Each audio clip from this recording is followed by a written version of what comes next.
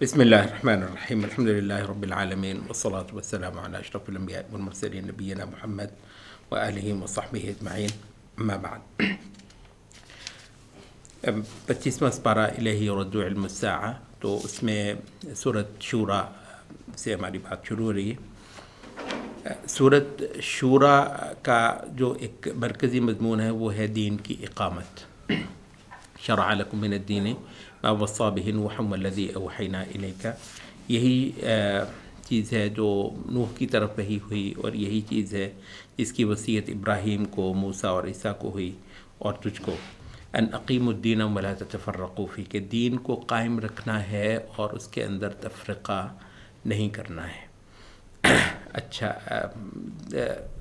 دین کو قائم رکھنے کے متصل جو بات کی ہے کہ اس کے اندر تفرقہ نہیں کرنا ہے، تو اس سے مراد یہ ہے کہ دین کو بطور ایک جماعت قائم رکھنا ہے، دین کے اوپر ایک جماعت بن کر رہنا اور دین کی حقیقت کے اوپر جم کر رہنا، یہ ہے دراصل دین کی اقامت۔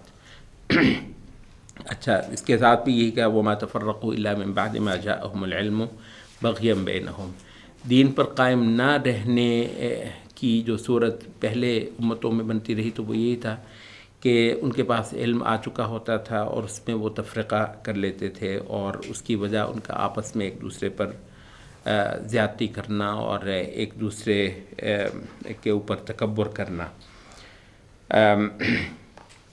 اچھا، اس کے ساتھ پھر کہا کہ فَلِذَلِكَ فَادْعُ وَاسْتَقِمْ كَمَا أُمِرْتَ، کہ دین اسی سچے دین کی جس طرح یہ ہے اس کی طرف دعوت دو اور اس کے اوپر استقامت اختیار کرو۔ اس سے پیچھے سورۃ حامیم سجدہ گزری ہے، تو ہم نے کہا تھا کہ اس کا مضمون جو ہے نا وہ بھی استقامت ہے۔ تو استقامت اور اقامت، دین کے اوپر قائم رہتے ہوئے اور اس پر ثابت قدم رہتے ہوئے دین کی حقیقت ہی پر اصرار کرنا۔ اچھا، اور اس میں بالکل کوئی کمپرومائز کرنا، کوئی ریکنسائل کرنا، کوئی مفاہمت کرنا، کوئی بیچ کی راہ اختیار کرنا۔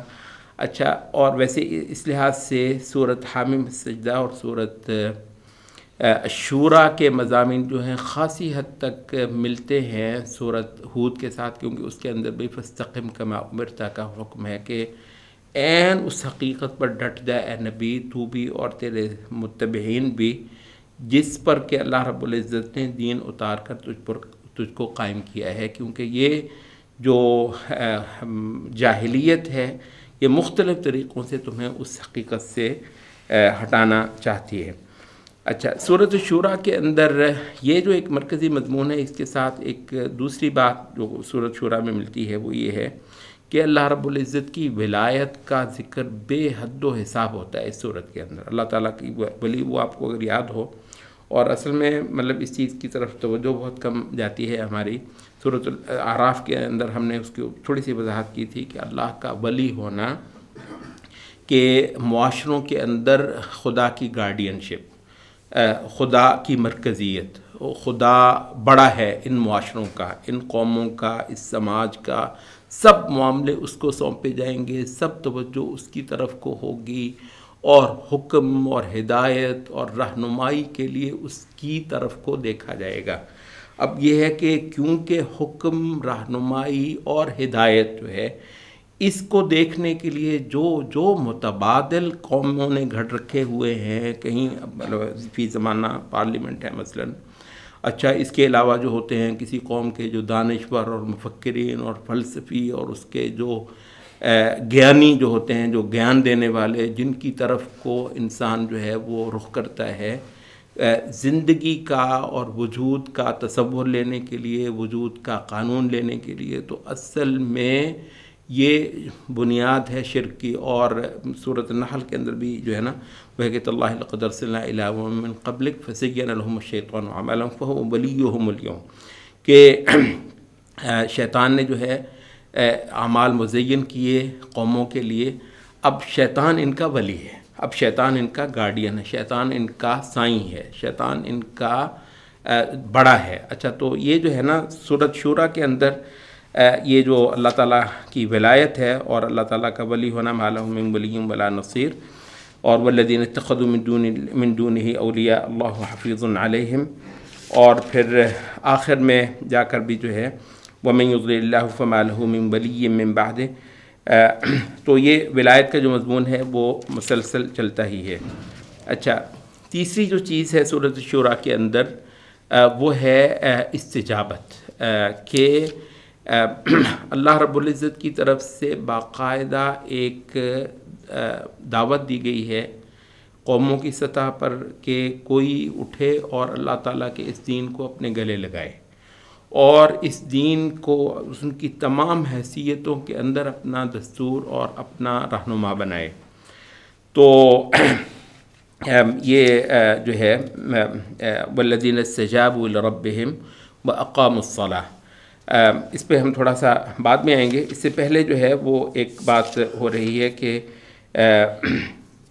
والذین یحاجون فی اللہ من بعد ما استجیب لہ حجتہم داحضہ، وہ لوگ جو اللہ رب العزت کے معاملے میں حجت بازی کر رہے ہیں بعد اس کے کہ اس کو ہاں کر دو۔ استجابت کا معنی جانے، استجابہ یستجیب، انگریزی کا لفظ بہت اچھا ہے اس کے لیے، شاید اردو کا کوئی بھی لفظ نہ، پورا مضمون مطلب رسپونڈ کرنا، یعنی خدا نے ایک پکار لگائی، کچھ لوگوں نے ہاں کر دی، کچھ لوگوں نے رسپونڈ کیا۔ اچھا، بعد ما استجیب لہ، بعد اس کے کہ اللہ تعالیٰ کی جو دعوت تھی اور اس کو پکار تھی اس کو ہاں کر دی گئی۔ اچھا، تو کہتے ہیں کہ یہ جو آیت اتری ہے وہ اس وقت اتری کے بعد یہودیوں نے کوشش کی بعض صحابہ کے اوپر محنت کرنے کی کہ کسی طریقے سے ہم ان کو سرکا دیں اور ان کو جو ہے وہ دین اسلام سے ہٹا دیں۔ تو فرمایا کہ یہ لوگ ہیں جو دلیل بازی کر رہے ہیں اور دلیلیں حجتیں دینے کی کوشش کر رہے ہیں بعد اس کے کہ اللہ رب العزت کی پکار کو ہاں کر دی گئی ہے۔ اچھا، اسی کی تفسیر کے تحت غالباً قتادہ نے یا مجاہد نے کہا کہ یہ دین اسلام کے اندر کچھ لوگوں کی خواہش ہوئی کہ جاہلیت کا قانون لوٹ آئے، جاہلیت ہی کا دور آ جائے، جاہلیت کے دستور، جاہلیت کے طریقے، جاہلیت کے رسم، جاہلیت کے رواج جو ہیں۔ تو فرمایا کہ والذین یحاجون فی اللہ من بعد ما استجیب لہ، بعد اس کے کہ اللہ رب العزت کو ایک بار ہاں کر دی گئی ہے۔ اچھا، تو جب سے رسول اللہ صلی اللہ علیہ وسلم نے اور صحابہ نے اسلام کو گلے لگایا ہے تو اس کے بعد سب سے بڑا جرم یہ ہوگا کہ جاہلیت کی باتوں کو دوبارہ مسلمان معاشرے میں اور مسلمان امت میں اور مسلم ملت کے اندر جو ہے وہ واپس لے آیا جائے۔ اس سے بڑا کوئی جرم نہیں ہے کہ جب ایک امت دین اسلام پر آ جاتی ہے تو پھر اس وقت کچھ دماغ جو ہے نا، تو یہ وجہ ہے کہ احمد ابن حنبل ڈٹ گئے کہ ایک بھی مسئلے میں ہم یونان کے فلسفے کو دین اسلام کے اندر نہیں آنے دیں گے۔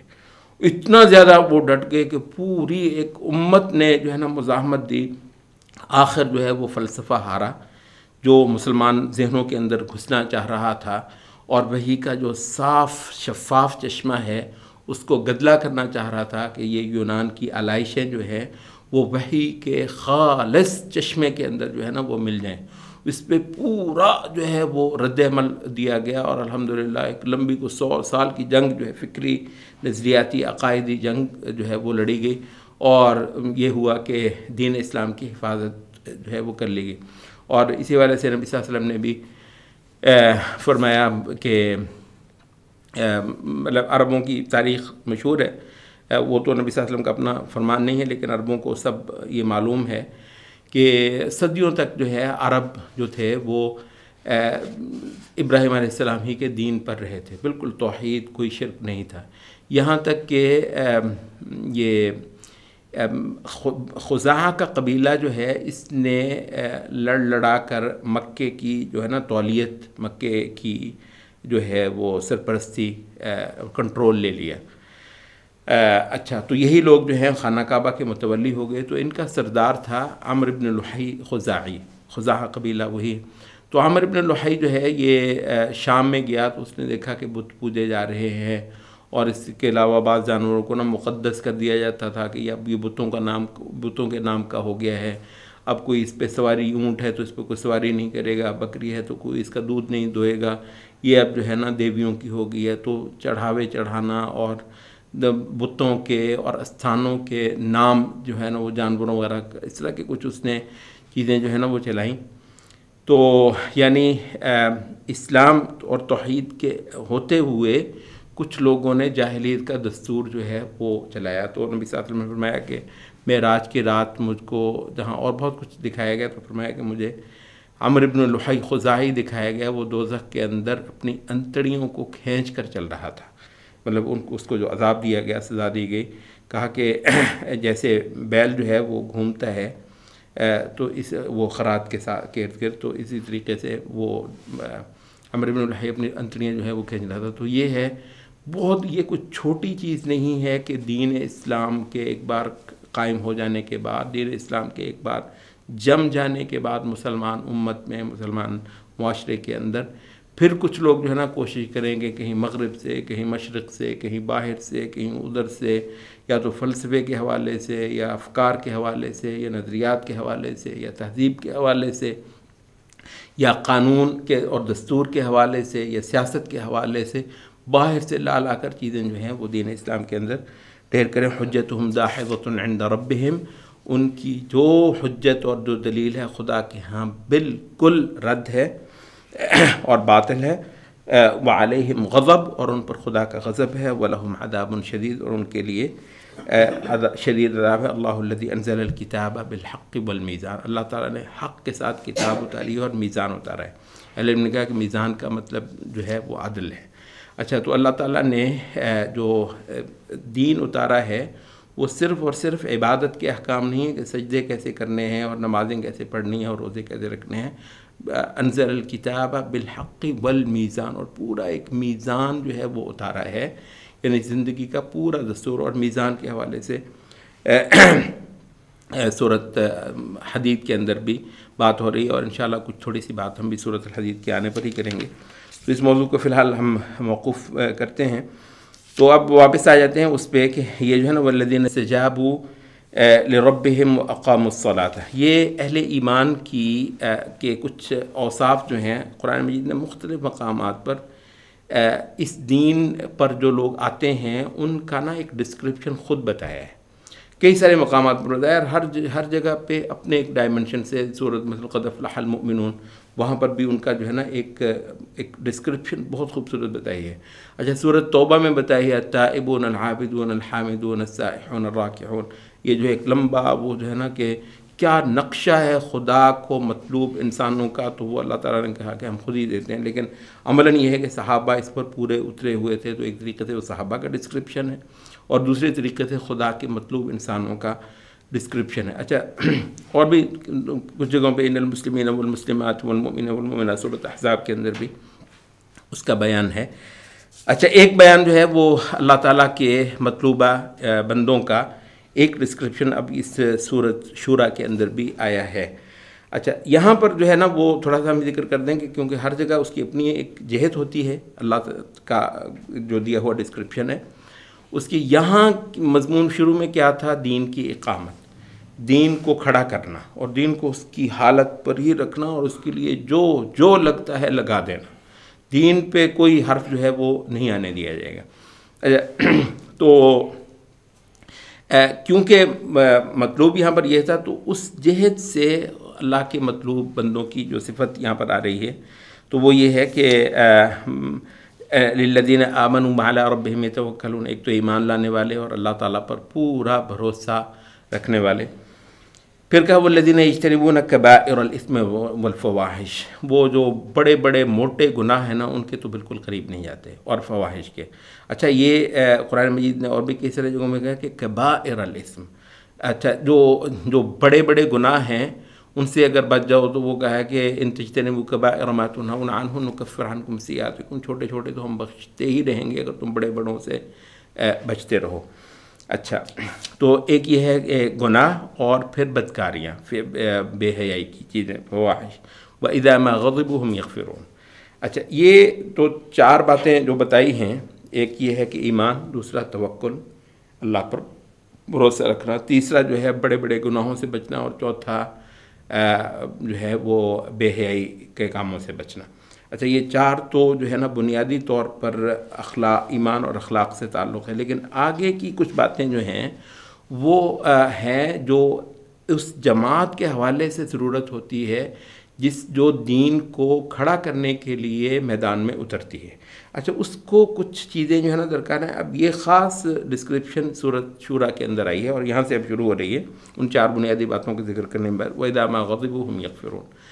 اچھا جب ان کو غصہ آتا ہے تو یہ درگزر کر دیتے ہیں۔ دیکھیں یہ جب آپ نے ایک جماعت ہونا ہے نا، جب آپ نے ایک گندی ہوئی جمعیت ہونا ہے، بھائی بات یہ ہے کہ جماعت ہونا دین کے ایسے فرائض میں سے ہے کہ دین کے بہت سارے معاملات قائم ہو ہی نہیں سکتے جب تک آپ ایک جماعت نہ ہو ہی نہیں سکتے۔ جب ہم نے سادہ سے انداز میں کہا کہ دین کے کچھ فرائض ایسے ہیں کہ کلو 2 کلو 5 کلو ہر بندہ خود اٹھا سکتا ہے، ان کو ہم فرض عین کہتے ہیں، فرائض عین کہتے ہیں۔ اچھا کچھ فرائض ایسے ہیں جو فرض عین نہیں ہیں، وہ ہیں فرائض کفایہ۔ فرائض کفایہ ایسے ہیں کہ بھی 10 ٹن کا کوئی فرض ہے، 10 ٹن کا بندہ تو میں کہہ نہیں سکتا۔ اچھا اس کے لیے بہت سارے لوگ جب تک مل کے نہ کریں 10 ٹن نہیں اٹھا سکتے۔ تو دین کے کچھ فرائض ایسے ہیں، ان کو ہم فرائض کفایہ کہتے ہیں، اس کے لیے انسانوں کو ملنا ہوتا ہے۔ اچھا ملے بغیر وہ دین کے فرائض یوں پڑے ہیں، مٹی پہ پڑے ہیں، رول رہے ہیں، کتابوں کے اندر ذکر ہوں گے، دنیا میں ان کا آپ کو کہیں وجود نہیں ہوگا جب تک کہ بہت سارے ہاتھ مل کر اس بوجھ کو نہ اٹھائیں۔ تو جماعت کو اس وجہ سے، کیونکہ دین کی اقامت کا تعلق اس بات سے ہے، تو یہاں پر فرمایا کہ اذا ما غضبهم یغفرون، غصہ آتا ہے تو اس کو پی جاتے ہیں، اس اور درگزر کرتے ہیں، اور یہ باقاعدہ صفت بتائی اپنے مطلوبہ بندوں کی۔ پھر والذین استجابوا لربہم، جن لوگوں نے ہاں کر دی ہوئی ہے اپنے رب کو۔ اب یہ جو ہے نا وہ ایک پکار لگائی گئی تھی رسالت کے ذریعے سے۔ کچھ روحوں نے جو خدا کی محبت سے سرشار تھیں ہاں کر دی، جو رسول کے ذریعے سے پکار لگائی ہوئی، تو انہوں نے جو ہے نا وہ ہاں کر دی ہوئی ہے اپنے رب کو۔ وَأَقَامُوا الصَّلَاةَ، اور نماز قائم کرنے والے ہیں۔ وَأَمْرُهُمْ شُورَىٰ بَيْنَهُمْ، اور ان کے آپس کے معاملات سب مشورے سے ہوتے ہیں۔ اچھا یہاں پر شورا جو ہے وہ کہنے والوں نے کہا کہ صرف یہاں پر حکم نہیں دیا گیا کہ جی مشورے سے کام کرو، بلکہ اللہ تعالیٰ کے دین کے لیے جو لوگ خالص ہوتے ہیں ان کی صفت بتا دی کہ وہ کریں گے ہی مشورہ کرے بغیر۔ کہتے ہیں یہ کہیں قوی ہے اس انداز میں بتانا کہ جو میرے مطلوبہ بندے ہیں وہ تو کبھی ایسا نہیں ہوگا کہ وہ جو ہے نا ہر بندہ جو ہے نا آپ نے ہمیشہ دیکھا ہوگا کہ کوئی بھی اجتماعی معاملہ ہوتا ہے، اجتماعی ذمہ داری ہوتی ہے تو اپنی اپنی سوچنا اور اپنی اپنی کرنا۔ اب یہ اس کے لیے بہت کھلا بڑا دل چاہیے، بہت بڑا حوصلہ چاہیے، صبر چاہیے، کہ جس میں جو ہے نا آپ سب لوگ مل کر کوئی رائے، کوئی مشورہ کوئی بنائیں اور مل کر جو ہے کوئی راستہ نکالیں۔ وَمِمَّا رَزَقْنَاهُمْ يُنْفِقُونَ، اور جو ہم ان کو دیتے ہیں اس میں سے خرچ کرتے ہیں۔ ظاہر ہے کہ دین جو ہے وہ ایسے تو قائم نہیں ہوتا، تو اس کے لیے اموال جو ہیں وہ لگائے جاتے ہیں۔ وَالَّذِينَ إِذَا أَصَابَهُمُ الْبَغْيُ هُمْ يَنْتَصِرُونَ، جب ان پر زیادتیاں ہوتی ہیں تو وہ جو ہے نا اپنی قوت کا اظہار بھی کرتے ہیں اور وہ جیت بھی پاتے ہیں۔ تو یہ جو ہے نا یہ اسلام کا وہ نہیں ہے کہ کسی نے تھپڑ مارا، وہ جیسے کہا جاتا ہے نا کہ انجیل میں ہے کہ جی وہ دائیں گال پہ جو تیرے تھپڑ مارے تو اس کے آگے بایاں گال بھی کر دو، مطلب یہ نہیں ہے، کیونکہ انسان کر بھی نہیں سکتا۔ تو وہ یہ ہے کہ وہ اس کے مقابلے پر جیت پاتے ہیں۔ وَجَزَاءُ سَیِّئَةٍ سَیِّئَةٌ مِثْلُهَا، اور جو برائی کا بدلہ برائی اتنی تو بالکل ٹھیک ہے، جتنی تمہارے کے ساتھ کسی نے برائی کی ہے اتنی تو معاملہ اصل میں ہو رہا ہے کہ یہ دشمن کے ساتھ، مسلمان کے حوالے سے ٹھیک ہے، مسلمان کے ساتھ بھی یہ نہیں ہے کہ آپ لازم اس کی زیادتیوں کو برداشت ہی کریں ہمیشہ، لیکن یہاں پر بات ہو رہی ہے اصل میں جو دعوتی عمل ہے، جو لوگوں کو شرک سے روکنا ہے، تو اس میں مخالف جو ہے مشرکین ہی ہوں گے۔ اچھا پھر یہ ہے کہ قابو پانے کے بعد جو معاف کر دے وہ البتہ بہت اعلیٰ ہے، اور یہ بھی ہم نے دیکھا نبی صلی اللہ علیہ وسلم نے بہت ساروں کو قابو پانے کے بعد معاف کیا، تو بہت ساری خلقت نے نبی صلی اللہ علیہ وسلم سے پھر محبت کی اور فدا ہو گئے اور نبی صلی اللہ علیہ وسلم کے دین کو بھی قبول کیا۔ تو جو وہ کر لے کہ معاف کر دے اور اصلاح کرے فاجرہ علی اللہ، تو اس کا جو ہے وہ اجر اللہ تعالیٰ پر ہے۔ تو یہ کچھ چیزیں تھیں جو اللہ کے مطلوبہ بندوں کی تھی۔ صورت زخرف جو ہے وہ اس کے بعد آ رہی ہے. بنیادی طور پر تو یہ توحید اور آخرت کا بیان ہے اور جنت کا خاصا خوبصورت نقشہ جو ہے صورت زخرف کے آخر میں دیا گیا ہے. لیکن اس کا جو ایک مضمون جو ہے وہ ساتھ ساتھ چلتا ہے، وہ ہے کہ دنیا کو اور دنیا کا جو اقتدار ہے، دنیا کا جو روپیہ پیسہ، دنیا میں آپ کو جو شان و شوکت حاصل ہے، اس سے دھوکہ کھا لینا، اس سے دھوکہ کھا لینا اور اس کو حق کی سمجھنا کہ میں حق پر بھی ہوں، کیونکہ میں حکمران ہوں تو میں حق پر بھی ہوں، کیونکہ میں پیسے والا ہوں تو میں ٹھیک بھی ہوں، میں حق پر بھی ہوں. اچھا، تو یہ جو ہے نا مطلب ہے کہ دنیا امتحان ہے، دنیا آزمائش ہے.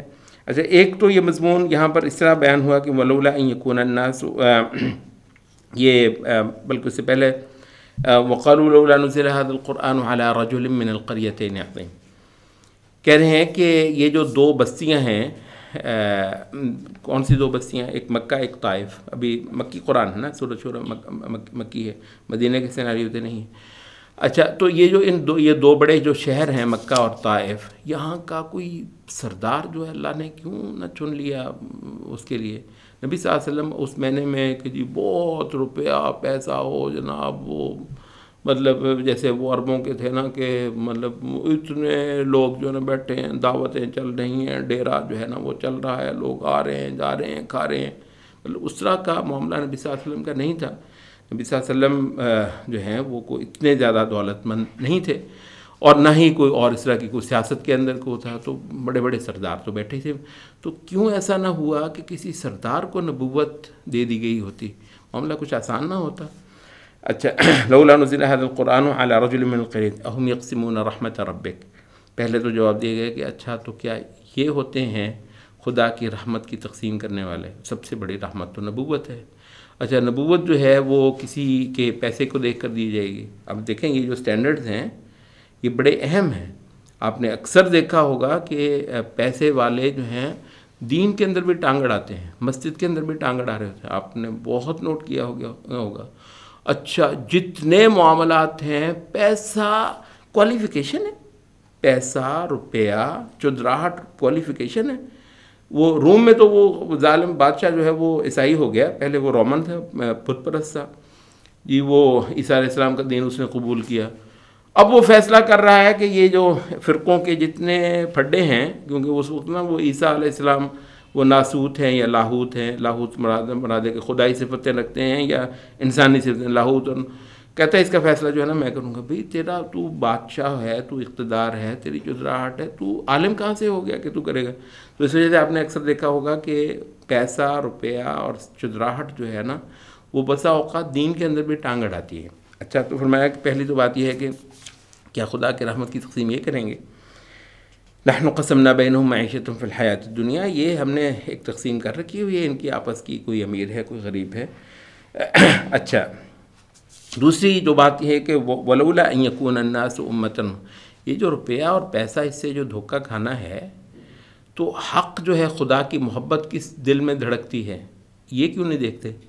یعنی نبی صلی اللہ علیہ وسلم کی مطلب جو شرافت ہے وہ کسی اور میں تھی، نبی صلی اللہ علیہ وسلم کی جو صداقت ہے وہ کسی اور میں تھی، نبی صلی اللہ علیہ وسلم کا جو امین ہونا ہے وہ کہیں اور تھا.